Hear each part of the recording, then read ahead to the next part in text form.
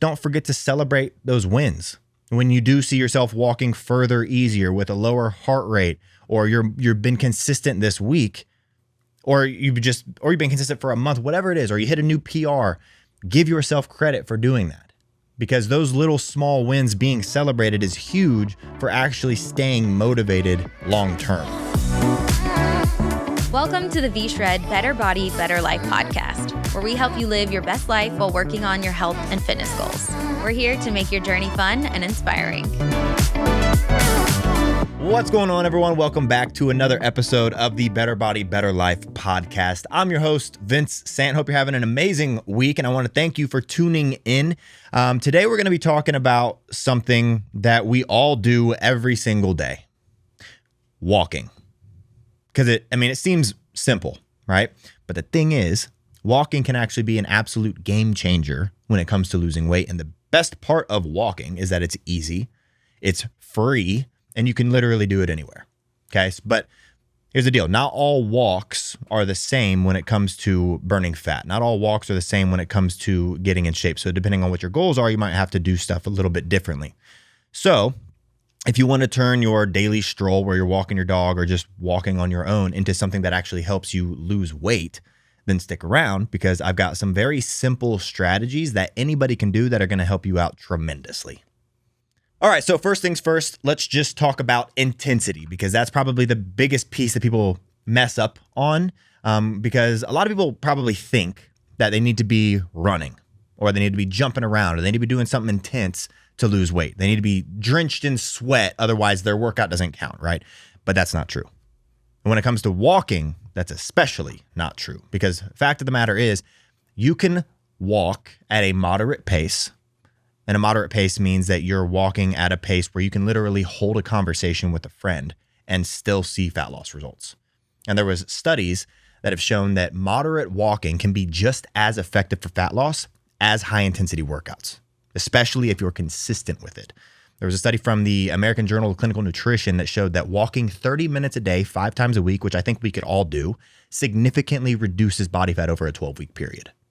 So if you can commit to 30 minutes a day walking, whether that's at the gym, whether that's at home, whether that's around the block, whether that's walking your dog, then you're going to be on the right track. Now, if you're just getting started and 30 minutes feels like it's a bit much for you right now, that's okay.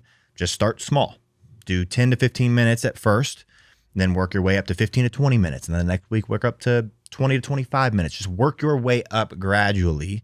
And what's going to be the most important factor here is that consistency. It's building that habit, because as you build that habit, and especially with something like walking, where it's not as, mind numbing or as hard on your body as running, it's going to be a lot easier to actually stick to that long term and actually get those walking sessions in on all 5 of those days a week. And so, that consistency is what's going to be the difference between whether or not you actually see results from this. And like I said, it's much easier to stay consistent with walking than it is with, I think, any other type of exercise, especially if you get some friends to join you or you schedule it out. Or like for me, it's honestly just the dog walk at the end of the day.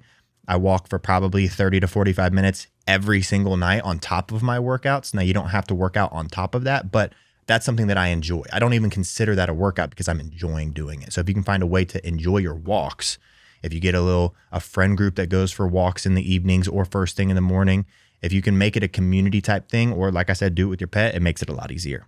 Also, if you're trying to take things to the next level and walking's a little bit too easy for you, then you can add intervals. So we've all heard of high intensity interval training, but there's also interval training for walks. And so basically this just means you're alternating between faster walking and a slower, more relaxed pace of walking. And so you might walk, let's say briskly, for a minute, and then you'll slow down your walking pace for a minute or maybe 2 minutes. And then you just keep repeating that cycle over and over and over again. And this type of walking, like I said, called interval training, can actually help to boost your metabolism even more and increase fat burning even more on top of the relaxed walking that you could do. And a study published in the British Journal of Sports Medicine found that interval walking helps to improve cardiovascular health and increase fat loss.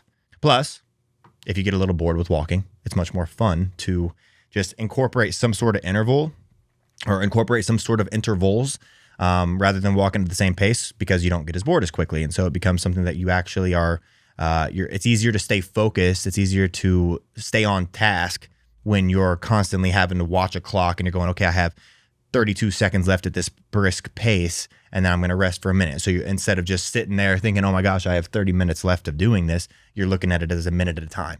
And so it makes it much easier to actually do it, and it makes the time pass a lot faster. And then another way to step things up, pun intended, is by adding weights.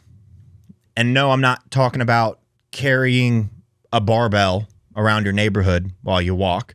I don't want you to look ridiculous. Just something simple. You could get a weighted vest off Amazon. You could get ankle weights off Amazon. You could even carry gallon jugs or any kind of resistance, whether it be a pound, 5 pounds, 10 pounds, 20 pounds, depending on your fitness level, is just going to help you burn more calories, plain and simple. So if you want to start incorporating some extra weights on your body, start light. You don't have to jump into a 50-pound weight vest. Start with 2-pound ankle weights and then gradually increase that as you get stronger. Gradually increase that as those walks get easier. And then also just make sure if you're wearing something like a weight vest that you're not allowing your posture to crumble. You want to make sure that you're staying up straight. You're keeping your chin up. You're keeping your shoulders back, your chest out. That way you are promoting proper alignment and posture as you go through these types of exercises or these workouts. Okay, next, I want to talk about terrain. Terrain is another big piece of this that needs to be, considered, because walking the same flat route every single day is great because, as we talked about, the consistency is the piece that matters the most, right? And walking has a ton of different benefits and studies proving that it does burn fat, right? But switching up your terrain can add new challenges and make things harder and also just keep things more interesting. And so if you usually walk on a sidewalk and that's a smooth, flat surface, maybe go drive your dog out to some hills that are nearby, or go find like a long staircase if you live anywhere that has like a known staircase that a lot of the community goes to. If you live like I used to live in LA and they had these staircases over by the beach that people would always go to and get these stair workouts, or they would have Runyon Canyon that has like these hills and this dirt, and it's just different surfaces and just different terrain that you can go walk on. That's going to add a different bit of a challenge. Also, if I was ever walking Runyon Canyon in LA, it's just fun. You know, again, it doesn't feel like you're working out. You go there with a couple friends, maybe you play a little bit of music. If you're alone, you take your dog and you're out and about in nature and you got the sun shining on you and you feel good. And so adding that terrain not only challenges your body a little bit more, but it also makes it more mentally stimulating. And like I said, walking up these hills, it's going to activate more muscles in your legs. It's going to activate more muscles in your core. It's going to burn more calories. And so it's a great way to get your workout in, but also just a great way to build strength and endurance on top of getting your workout in. And so if you're into hiking, try hitting some trails. Try walking on uneven ground. That can help you with your balance, can help you with your coordination, which is just an awesome added bonus. And there's research showing that walking in nature can actually reduce stress and boost mental health. And there's a term I think it's a Japanese culture that's called forest bathing, Japanese practice, and basically studies show that walking in nature can lower stress and anxiety. And so if you're stressed out, if you got high anxiety, it's a double win. You get physical and mental health benefits in one go. But I get it. Sometimes the weather doesn't permit it. Sometimes you don't have enough time to go drive to a trail to walk. And that's where the good old treadmill comes in. And it might not have the fresh air and the views, but it lets you control your speed. It lets you control your incline, which means that you can really dial in those intervals if you're trying those out, or simulate hills. And you can start at a low incline. You don't have to bump up to 12 incline immediately. Start at like a 2 incline or a 3 incline. Start small, see how your body handles that, and then gradually increase your incline over time and work your way up. I'd say the North Star of walking on a treadmill is probably 3 to 4 miles per hour. 4 might be a little fast, or maybe you need to start a little bit slower. That's okay too. Maybe you need to start at 2, 2.5, 3, work your way up. But then you want to probably work your way up to like a 12 incline. And you want to also make sure, and I cannot say this enough, do not hang on to the treadmill if you're walking on an incline. I cannot stand when I see people walking on an incline, which is one of the best exercises for fat burning, but they're hanging on to the railings. And so basically they're sitting there leaning back, walking on an uphill, but they're not really walking on an uphill because they're not shifting their weight forward. Their knees aren't really going over their toes like they should be. They're not pushing their weight forward up this hill. Instead, they're holding on and just letting their feet walk straight. There's no incline if you're leaning back, hanging onto rails. So don't do that. Okay. And while you're walking on it, I know a lot of people think that treadmills are boring. And I mean, I think that's a very common belief. So that's where headphones come into play. And it doesn't just have to be music, although I'm a big fan of music. That's probably one of my go-tos when I'm doing any kind of cardio workout. But you could also try listening to podcasts. Ladies, if you like those murder mysteries, listen to those. Maybe listen to this podcast while you're doing it. Who knows? Maybe you'll learn something while you're getting a nice workout in. Lastly, I just want to talk about tracking progress with your walking, because that's going to be another important piece of this. Because if you're walking for weight loss, it's a good idea to track your walks so you know if you're improving and how you're improving. And there's a ton of different fitness trackers out there. There's apps, there's journals, you have your phone. There's wearables to help keep tabs on how many steps you're taking per day, where your heart rate is at during those walks, how many calories you're burning during those walks.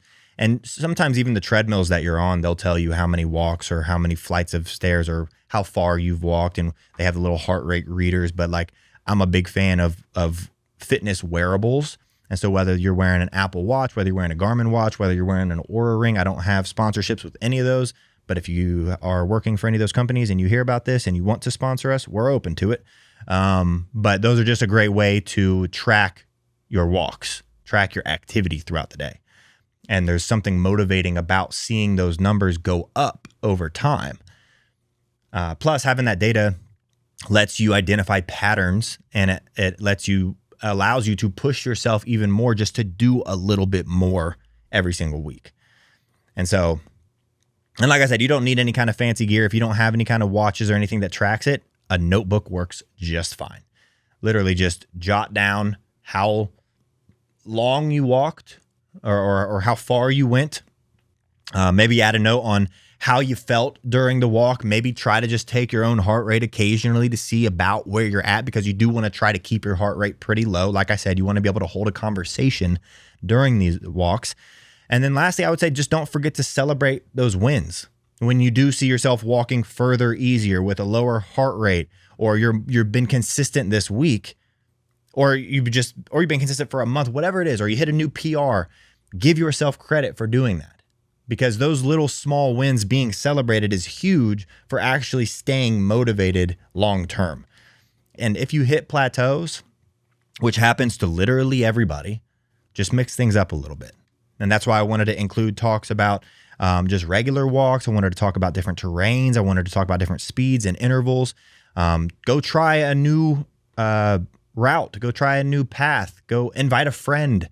Set yourself up with a challenge like hitting a certain number of steps today that's 50% more than you've ever done. Or go tackle that steep hill that you've been looking at, that you can see when you're driving on the highway, that you've been thinking about doing for a while. Go do it. Challenge yourself, and then hopefully that breaks the plateau. And if not, just keep trying different stuff. And then when you do break that plateau, like I said, celebrate that win. Okay, and okay, truly last thing I'll say, I know I've said that like 3 times, but if you do need support going through this, or you need someone to hold you accountable, or you need someone to help you write that plan and create that plan for you so that you can lose all the fat that you want to, that's where a coach comes into play. And we have a ton of V-Shred certified coaches that are ready to work with you. They are experts at creating personalized workout plans, personalized diets that are built for you from scratch to help you hit your goals, whether it's more walking, whether it's weight training, whether it's maybe you're a marathon runner or you're a CrossFitter, whatever it is. we can create a plan for you from scratch that's right for your specific goals, so you don't even have to think about it. And so if that sounds like something that you'd be interested in, there should be a link somewhere around here, maybe down in the description, or just on our website. Go to vshred.com and you can get all the info that you need.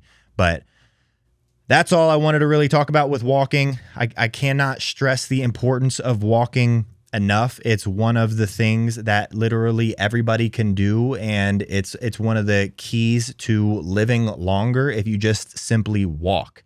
And so get out there, walk more, change it up, challenge yourself, track your walks, and after a while, you're going to realize, oh, I've been walking all this time. It doesn't even feel like I'm really working out, and I'm getting in better shape. And so that's a major win. And so yeah, that's all I wanted to say. Hopefully this was helpful. If you guys are wanting to check out other episodes of the Better Body, Better Life podcast, we have so many different stuff about eating, and we have interviews with our coaches talking about getting your body back after having kids. We have tons of different episodes. So if you're new here, go check out some of our episodes. If you're not new here and this is the 10th episode that you've listened to, thanks for your support. But that's all for today, guys. Hope you enjoyed it. Have a good one. Thanks for tuning in to today's episode of VShred's Better Body, Better Life podcast. Whether you're doing one of our programs, taking our supplements, or just doing things on your own, tune in every week for exclusive content with Vince, VShred trainers, and special guests as they share valuable tips around motivation, workouts, food, and living a healthier lifestyle. See you next time.